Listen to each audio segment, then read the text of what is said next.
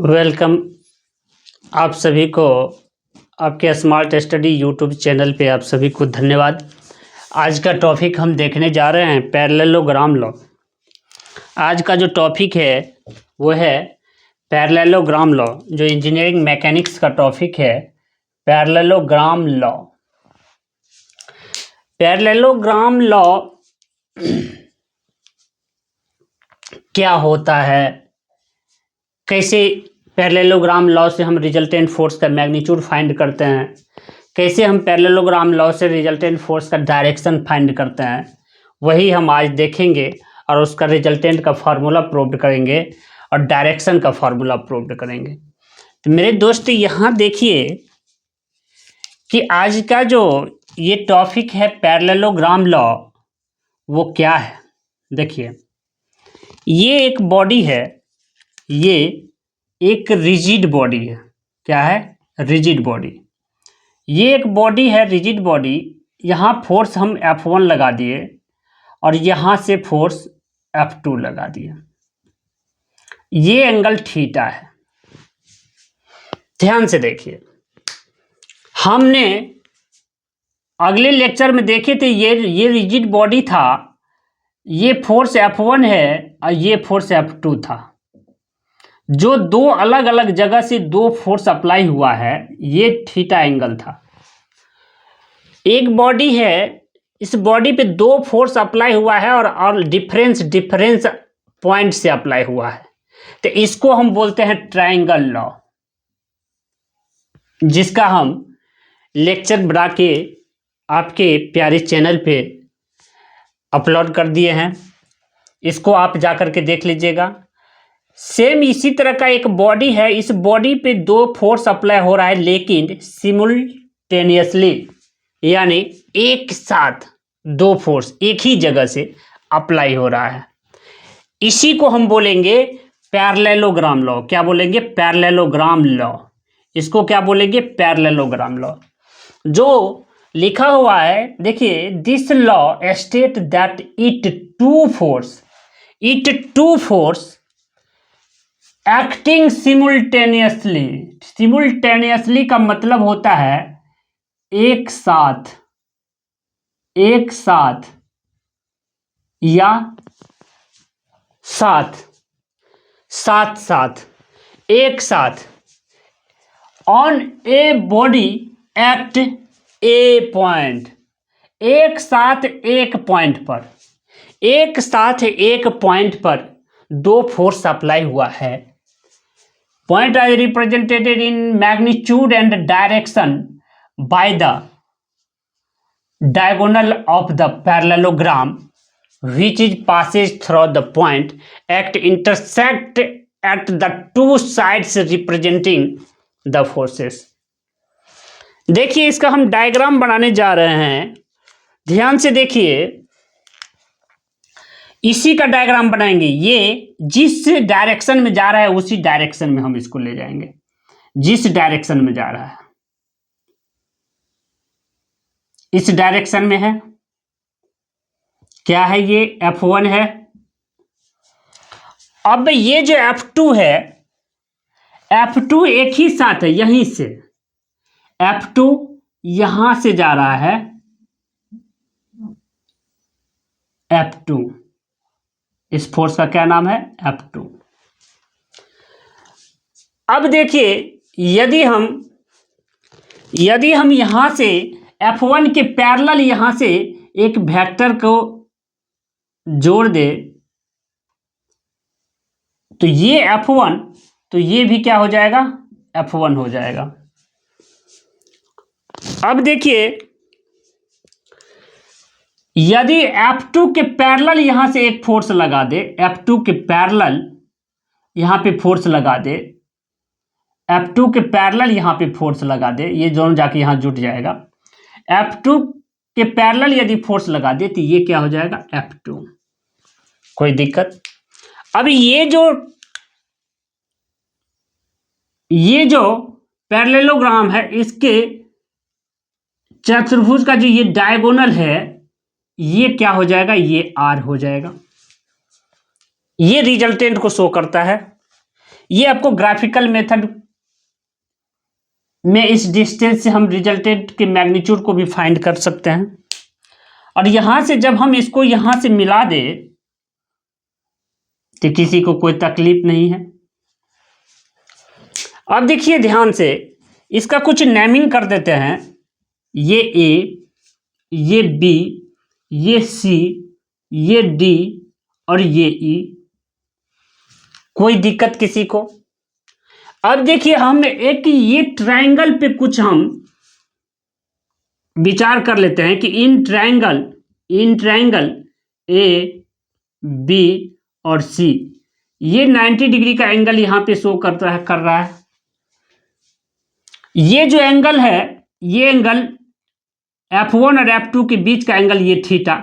इस एंगल को आप अल्फा मान लीजिए, इस एंगल को आप बीटा मान लीजिए, इस एंगल को आप बीटा मान लीजिए। अब देखिए मेरे दोस्त, इन ट्रायंगल ए, बी और सी में, in triangle A B C में हम क्या किए, पाइथागोरस परिमेय जैसे ही लगाएंगे तो AC स्क्वायर बराबर हो जाएगा AB square plus BC square. तो इन पाइथागोरस परिमेय से AC स्क्वायर बराबर क्या हो जाएगा, AB स्क्वायर अब प्लस BC स्क्वायर। बिल्कुल। अब देखिए AC के जगह पे क्या है, R है, अभी नहीं लिखिए। AC स्क्वायर अब हम लिख सकते हैं AB के जगह पे AE और प्लस EB, AE अब प्लस EB का स्क्वायर अब प्लस BC का स्क्वायर लिख सकते हैं। बिल्कुल। आपको हमने नेक्स्ट लेक्चर में ये रिजोल्यूशन ऑफ फोर्स के बारे में समझाया है, फोर्स का कंपोनेंट ऐसे तोड़ने के लिए। ये एक्स एक्सिस है और ये वाई एक्सिस है, ये एक्स एक्सिस और ये वाई एक्सिस है। यहाँ पे एक इंक्लाइंड फोर्स काम कर रही है जिसका नाम है एफ और इसका एंगल है थीटा। तो हम ये बोलेंगे कि रिजोल्यूशन ऑफ फोर्स में फोर्स का कंपोनेंट कैसे तोड़ा जाता है। तो मैकेनिक्स में हम हमेशा डिसिप्लिन वाले फोर्स, जैसे डिसिप्लिन कहने का मतलब है कि ये इंक्लाइनेशन वाले फोर्स का विचार नहीं करते हैं, इंक्लाइन को हम डिसिप्लिन में लाते हैं कंपोनेंट तोड़ करके एक्स एक्सिस और वाई एक्सिस पे। जैसे इसका कंपोनेंट तोड़ते हैं तो हम बोले हैं कि जिधर थीटा लगा रहेगा उधर कॉस होगा, ये कॉस थीटा हो जाएगा और ये हो जाएगा एफ साइन थीटा। सेम इसी तरह से यहाँ पे देखिए ये F2 जो है ये थीटा F1 और F2 के बीच का एंगल थीटा, तो ये भी थीटा होगा।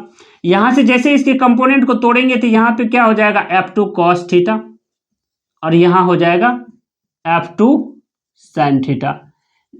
पिछले वाले लेक्चर में आप जाकर के देख लीजिएगा कि ये कंपोनेंट को कैसे तोड़ा जाता है, ये समझ में आ जाएगा अच्छा से।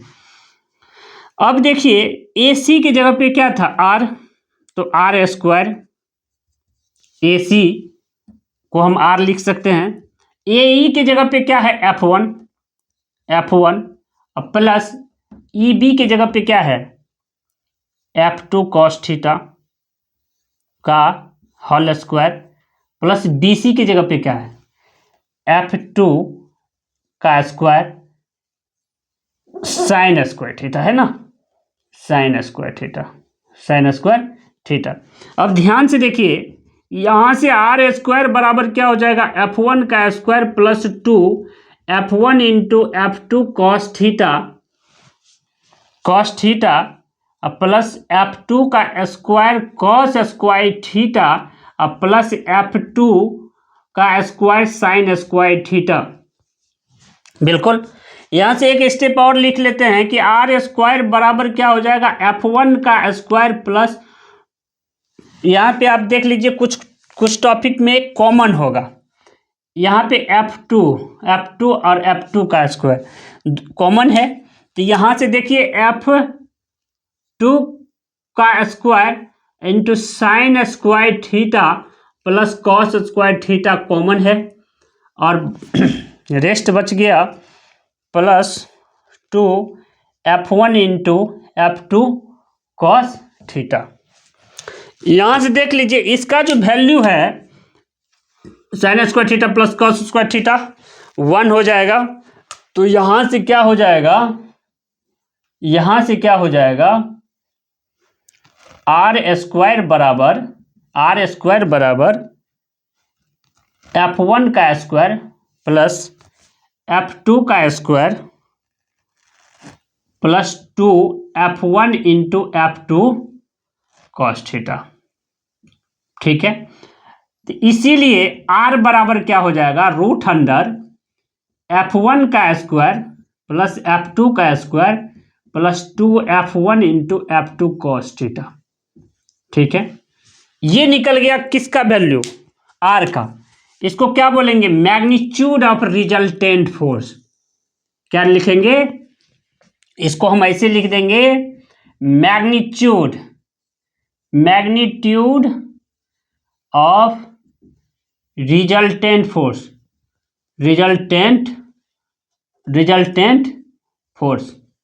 ये क्या निकल गया, मैग्नीट्यूड ऑफ रिजल्टेंट फोर्स। इस आर को क्या बोलेंगे, मैग्नीट्यूड ऑफ रिजल्टेंट फोर्स। ये निकल गया। मेरे दोस्त, आपको पता है कि फोर्स जो है, फोर्स में मैग्नीट्यूड और डायरेक्शन दोनों होता है। फोर्स स्केलर क्वांटिटी है, ये वेक्टर फोर्स है। फोर्स क्या है, फोर्स है वेक्टर क्वांटिटी। फोर्स वेक्टर के में आता है। Force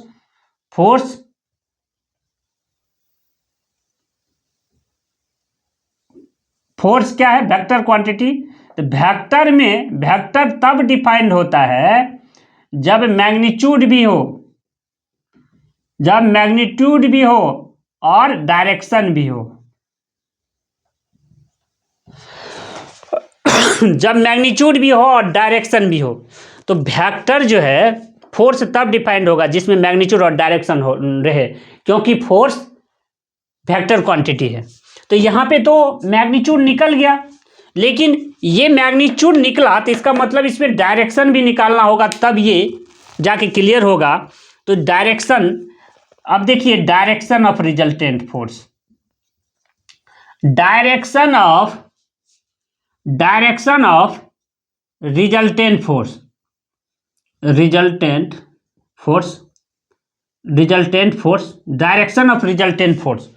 direction of resultant force में होता है टेन थीटा, यानी टेन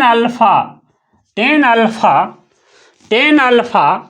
इसमें हम यदि ले तो टेन अल्फा बराबर क्या हो जाएगा, टेन अल्फा बराबर क्या हो जाएगा, तो टेन अल्फा बराबर क्या हो जाएगा, लंब बटे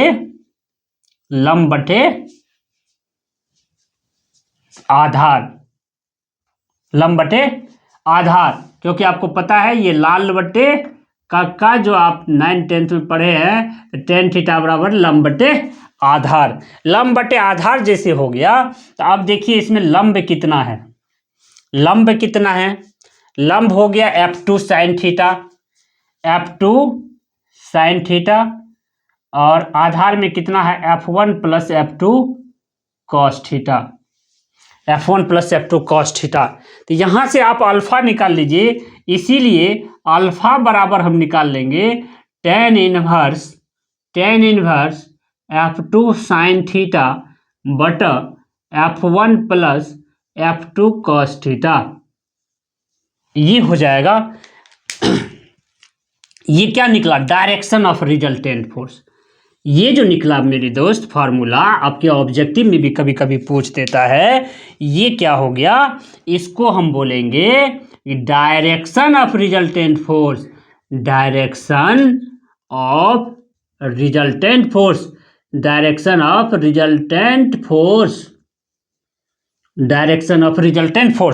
ये क्या हो गया, डायरेक्शन ऑफ रिजल्टेंट फोर्स। ये क्या हो गया, मैग्नीट्यूड